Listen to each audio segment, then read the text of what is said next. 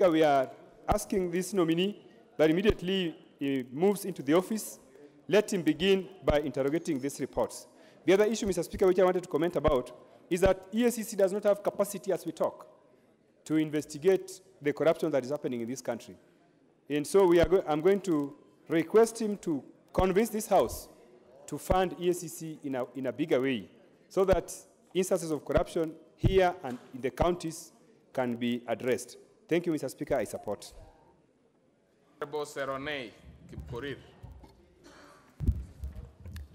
Thank you, Mr. Speaker, sir, for giving me this opportunity so that I may also put my small input on this appointment. Mr. Speaker, first of all, I really want to congratulate the JLAC committee for a good job done. The committee, when I was watching on the TV, Mr. Speaker, I was so impressed because they were able to interrogate the nominee. And on top of that, Mr. Speaker, I also want to congratulate General Barak for this nomination, and I wish and I hope that, Mr. Speaker, he will be able to deliver to the Kenyans' expectation. Mr. Speaker, this country is a beautiful country. It's a rich country. But it's very unfortunate, Mr. Speaker, that there are two elements that are ruining this country, and that is corruption and tribalism. Mr. Speaker, I will urge Major General Barak that to deal with everyone and every institution without fear or favor. Mr. Speaker, when one is arrested, Mr. Speaker, you hear people saying, leave that thieves of ours. And that's where I'm coming from, that corruption and tribalism is what is ruining this country. Because when one is arrested, he is not a community, he is an individual, must be dealt with properly, Mr. Speaker. I know there is a lot of wastage, misuse, and looting in the government institution. It's very unfortunate that such activities is taking place after 55 years of independence, Mr. Speaker. For a country where we could have prospered, like the other countries which just came behind us, and they are doing very well. Mr. Speaker, I think the Major General deserves a good support from all walks of life. We need to give him support. We need to empower him. And I really want to know, Mr. Speaker, Major General should tell us whether is it a law that is bad or the people who are being appointed there. Because sometimes we appoint somebody who is very good, Mr. Speaker, and when he gets there or she gets there, he or she becomes part and parcel of that problem of corruption. Mr. Speaker, I do support, and I really want to say this. Your time is over, Honorable Ntoimaga. Then I'll look out for the agenda. Thank you so much, Mr. Speaker, for giving me this opportunity. Mr. Speaker, I want to rise and support the appointment of Tualib Abdallah, just because I also realized in the committee the records for his academic are good, employment records are also good, integrity is good, but general qualification, he missed a necessary qualification. Mr. Speaker, but my question is, just go contrary to what my colleagues have said, is that there is a trend in this country now to appoint senior members in senior position from the military. I don't know whether we don't have other people who can be filling those positions. Yet we have a civilian rule government, government that is in place. And I think, beside that point, I think I would need to request the President that consider also other calibers, other persons that are qualified, not necessarily the military or the NIS. There's a serious issue about anti-corruption Ethics and Corruption Commission. It is very important that we assist this commission, and we need to support the nominee, if it's confirmed, to work hard. But I want to say that he has a big task to do, because, Mr. Speaker, if you listen to radios and even to reading newspapers, and even the talk in town, there's a serious and rampant robbing of Kenyans' resources in the ministries, in the departments, and even in the county government. So we need to stop this kind of stealing so that you can rescue our country from going down the drain. We need to also to ensure that he needs also, this particular candidate, if he's confirmed, he needs to look at to get advice so that he does not rush. Let him get watertight evidence against any persons that is being arrested. The manner is people are being arrested through their past experience, sometimes it's malicious. Sometimes the people's names are spoiled. The drama which is assisted in arresting sometimes leaves a lot of to be desired. So he needs to ensure that when a person is arrested, he's arrested because there is a serious evidence that he's going to face in court. There are also cartels, people who are misusing commission name to threaten others. So I think he needs to look at that and make sure that the commission is clean and can.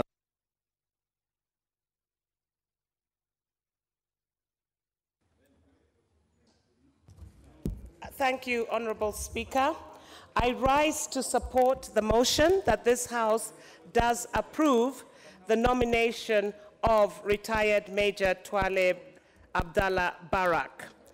I noted, Honorable Speaker, that there was a discussion of concerns about the military background of this particular nominee. And it was something that was discussed at the committee stage. And one of the observations that we made is that perhaps a lot of these military types of training or people actually go through the highest vetting required in this country. However, I want to dwell more on the personal aspects of this particular nominee. A lot, Mr. Speaker, has been said about his experience. I noted specifically that in his opening statement, he stated that his children represent the generation of Kenyans whose future we must safeguard. He spoke into the future, and he spoke about a generation who, if we do not deal with this malice of corruption, will suffer immensely. He also talked about the connection between terrorism and corruption. And indeed, he said that there was probably a lack of patriotism in this country, because in certain jurisdictions, it wouldn't matter how much money you were to give somebody, you could not bribe them. And in fact, with regards to the bombing of the American Embassy and Westgate, it was clear that money had indeed changed hands. Mr. Speaker, he spoke passionately about his mother, and I want to mention her here, because he said that she instilled in him the values of hard work and spirituality, and these are so closely linked also to the soul of Kenya, which he discussed and brought out in his interview. And the soul of Kenya, Mr. Speaker, sir, is the collective soul of this entire country. Mr. Speaker, hope deferred makes the heart sick, the book of Proverbs says. We must believe that indeed there is hope in this fight against corruption. And with those few remarks, Mr. Speaker, I wish to support the motion for the approval of the nominee. Very well, Mwamkale Kamoti. Thank you, Mr. Speaker. I rise to support this report. Being a member of this committee, I want to urge the House first to have faith in this committee, because it's the same committee which vetted the DPP, who is now doing a good job to Kenyans. And I want to assure members that we did all that we could. It was live on the TV, and those who watched as members and those who watched as vetting could see the demeanor of the nominee.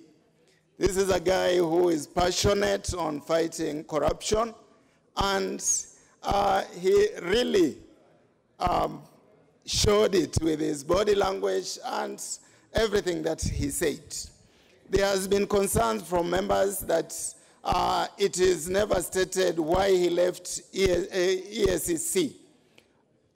We did, as a committee, we went into that, and he told us that he was only seconded by the National Intelligence Services for 4 years, and he left because his term of his contract had expired.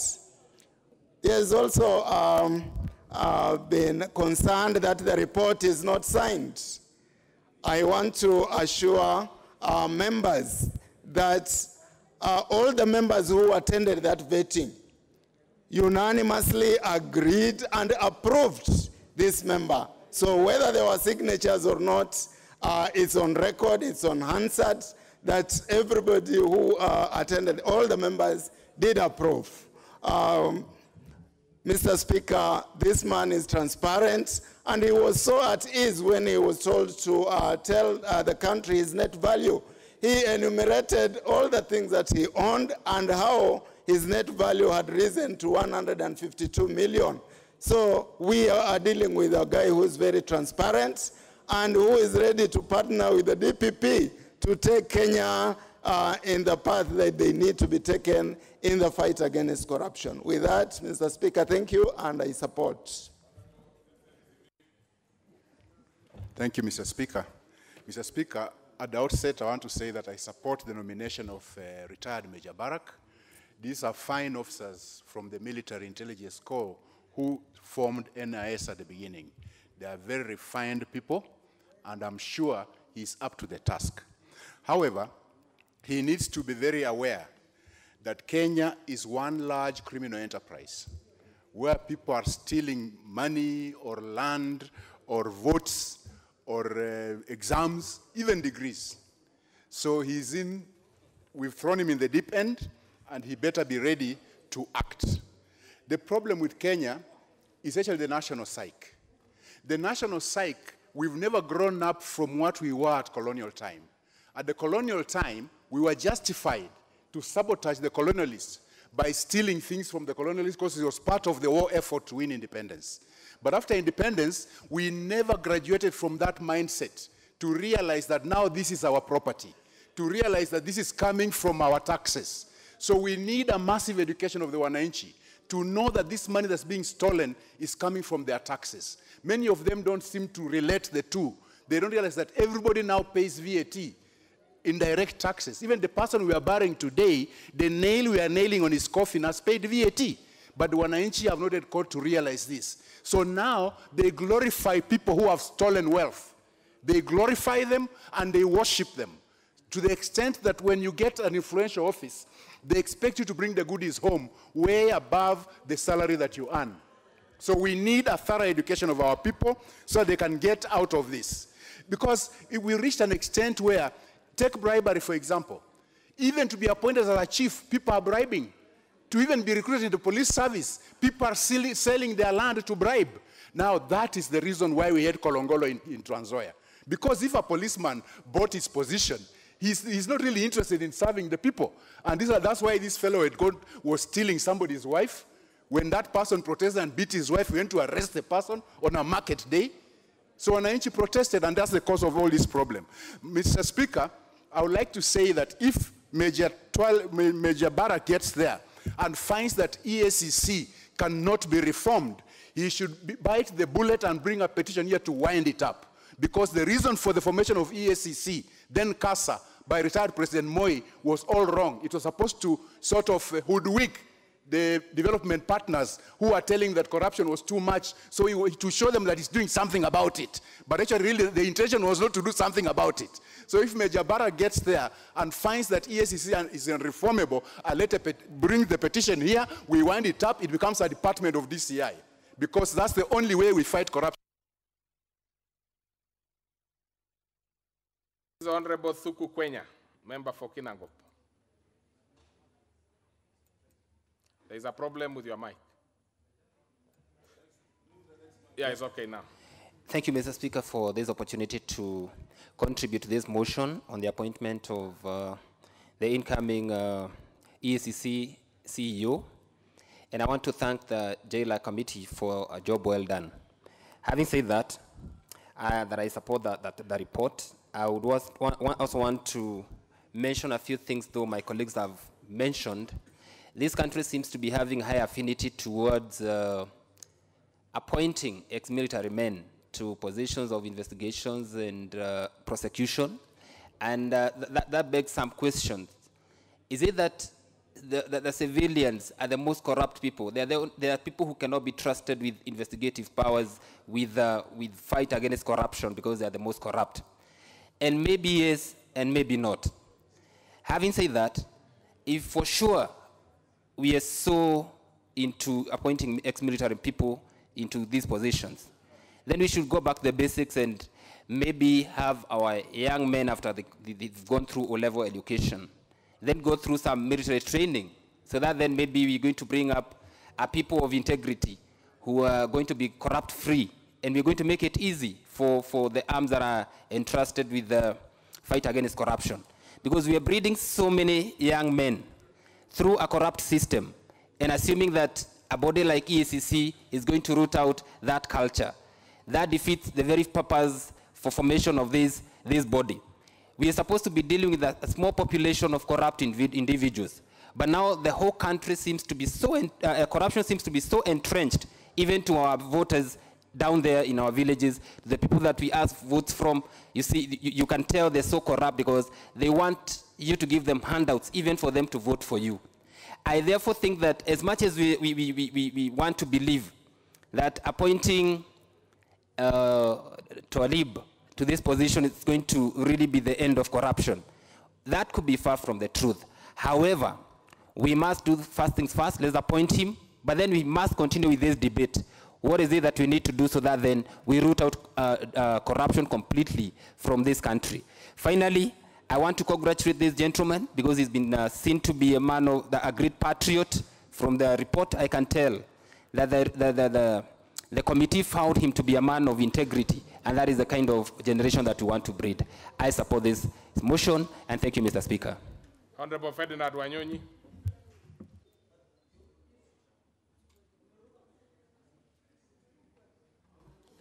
Thank you, Mr. Speaker, for the opportunity in supporting the retired Barak for this position. First and foremost, Mr. Speaker, I want to take this opportunity to thank members of parliament who have condemned what happened in my constituency. I can tell this House, I'm lucky to be alive because the police that you know are so corrupt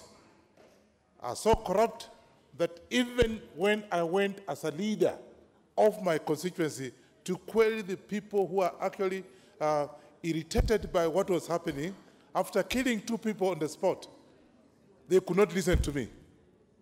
And therefore, I think we need to do something. That corruption that is in the police force must be addressed to the letter. And I hope this gentleman, looking at his character, I saw him being interviewed by my colleagues.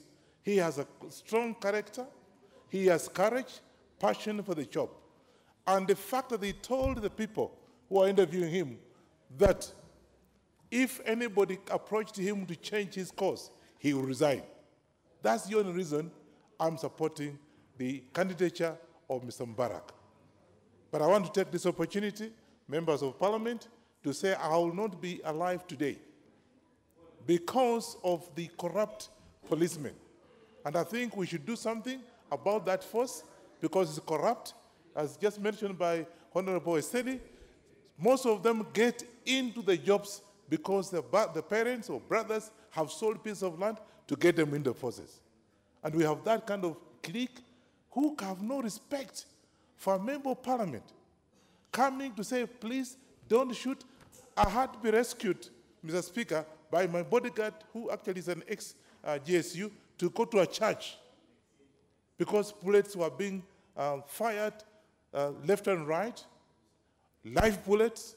I spoke to Inspector General and I told him, and you have read what he said today, he actually supports the policemen who are corrupt. Something should be done on corruption in this country. You go out there, Mr. Speaker, and you're ashamed to be a Kenyan because our country is bleeding because of corruption. I want to support this gentleman, and I hope something will change the nation because we are getting actually a very, very bad name out there. I support and I want to thank members who have actually condemned what happened in my constituency. It's just not for nothing. It may be you next time because of the forces. Thank you, Mr. Speaker. Honorable Angwenyi. Thank you, Mr. Speaker, sir, for giving me a chance to contribute this important discussion. Mr. Chairman, Mr. Speaker, this is a patriot who has offered services to this country, including giving up his own life to protect us. I'm actually shocked when we challenge the head of state for appointing people with the military background. Those are the Kenyans. They are the Kenyans who are over themselves to protect us. Mr. Speaker, how many military people have been appointed to senior positions in this country? They cannot be even 5 after so many appointments. So I would urge my colleagues here, please, let us respect those people who offer their lives so as we can live long. Those people who want to fight the Al-Shabaab and others so that you are peaceful and you are secure. Mr. Speaker, this gentleman has really served this country well.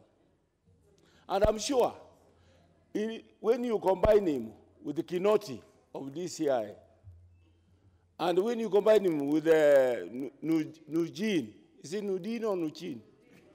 Nuruddin.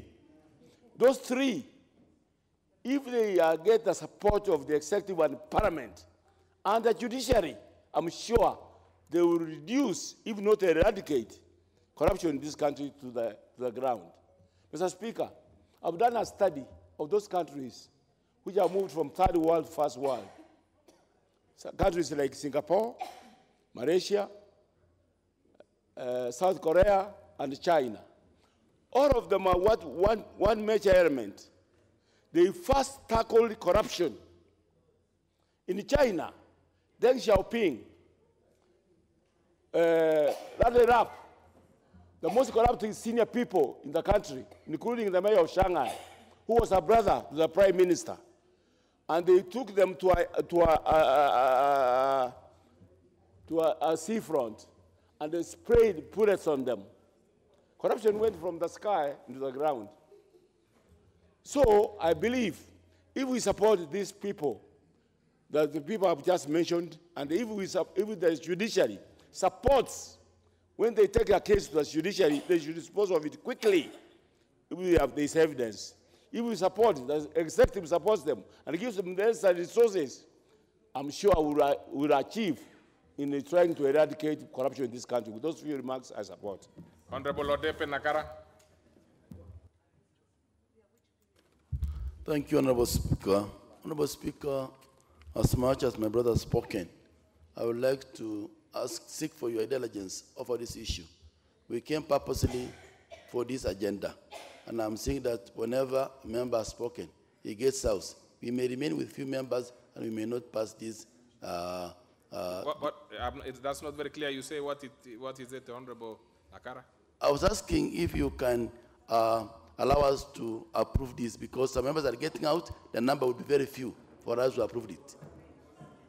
People speak and get out, speak and get out. Are you suggesting that you want the debate, the mover? Yes, I want to be, the mover to move.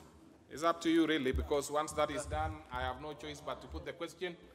So I put the question, which is that the mover be called upon to reply. Will as many as of that opinion say aye? Aye. Many as of a contrary opinion say nay? Nay. The ayes have it. And the mover, you will, yes, proceed. Mover, and you will give nobody an opportunity. I will be very brief. Mr. Speaker, I want to... Mr. Speaker, let me give the whip just a moment, just 1 minute only. What is it, whip? No, it's not allowed as per our standing orders. When a debate is cut short, the mover is just supposed to reply. He will not donate any minute. Yes, he will not donate any minute. Please. Honorable Cheptumo. Mr. Speaker. Just reply. I want to thank members for... Now reply, Honorable Cheptumo. Mr. Speaker, I reply, I move. Order members. I confirm that there are numbers, and therefore I'll proceed to put the question. Order members who are standing. So I'll put the question, which is that taking into consideration the finding of the Departmental Committee on Justice and Legal Affairs in the report on vetting of the nominee for appointment as Secretary and Chief Executive Officer of the Ethics and Anti-Corruption Commission, laid on the table of the House on Tuesday, 18th December 2018, and pursuant to provision of Standing Order 16.1 of the Ethics and Anti-Corruption Commission Act 2012 and Section 3 and 8 of the Public Appointments Parliamentary Approvals Act 2011, this House approves the appointment of Major Retired Twalib Abdallah Barak as the Secretary of the, and Chief Executive Officer of the Ethics and Anti-Corruption Commission. Will as many as of that opinion say aye? Aye. Many as of a contrary opinion say nay? Nay. The ayes have it. Give me that. And now order, honorable members, order. As the House is adjourned, order members.